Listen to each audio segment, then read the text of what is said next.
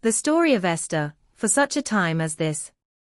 In the ancient empire of Persia, under the reign of the mighty King Xerxes, a grand story was unfolding, a story of beauty, bravery, and divine purpose. Though God's name was never mentioned in this book, his hand was working quietly behind the scenes.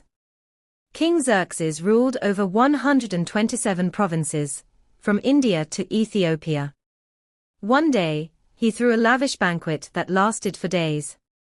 In his pride and drunken joy, he commanded that Queen Vashti be brought before him, to show off her beauty to the nobles and princes. But Vashti refused. This one act of defiance shook the palace. Enraged, the king banished Vashti, and a search began for a new queen, a woman worthy of the throne. Among the young women taken to the palace was a Jewish orphan named Hadassah, also known as Esther. She had been raised by her cousin Mordecai, a man of wisdom and deep faith in God. Though a stranger in the king's palace, Esther found favor wherever she went. Her gentleness, humility, and quiet strength captured hearts, and soon, she was chosen to become queen. But Esther kept her Jewish identity secret, just as Mordecai had advised. She didn't know it yet, but God had placed her there, for such a time as this. Not long after Esther became queen, the king promoted a proud and cruel man named Haman. Everyone bowed before him, everyone except Mordecai. Angered by Mordecai's defiance, Haman's pride turned to hatred. When he discovered that Mordecai was a Jew, he plotted not only to destroy Mordecai, but to wipe out all the Jews in the entire kingdom.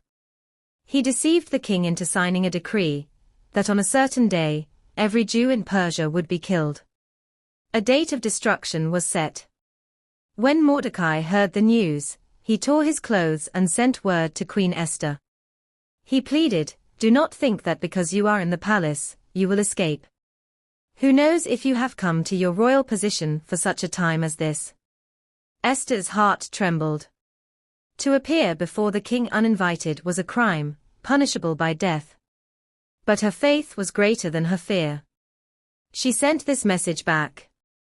"Gather all the Jews to fast and pray for me. I and my maids will do the same. Then I will go to the king, even if it costs me my life." And with those words, Esther prepared to fulfill her destiny. On the third day, Esther put on her royal robes and stood before the king. The hall grew silent. Would he be pleased, or angered? Then, the king held out his golden scepter. Esther had found favor once again. "Ask me anything, my queen," he said. "Even up to half the kingdom, and it shall be yours." With wisdom and patience, Esther invited the king and Haman to a banquet, not once, but twice.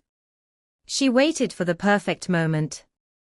At the second banquet, the king asked again. "What is your request, Queen Esther?" This time, Esther revealed the truth. "My people and I have been sold to be destroyed, by this wicked man, Haman." The king's face burned with fury. He ordered that Haman be executed, on the very gallows Haman had built for Mordecai. The tables had turned. What the enemy meant for evil, God turned for good. The king issued a new decree allowing the Jews to defend themselves. When the appointed day came, the Jews triumphed over their enemies. From that day, the Feast of Purim was established, a celebration of God's deliverance through the courage of Queen Esther. Esther began as an orphan, humble, hidden, and uncertain. But through faith and courage, she became a queen who saved her people. Her story reminds us that no matter where we are, God can use us for his purpose. And sometimes, he places us right where we need to be. For such a time as this.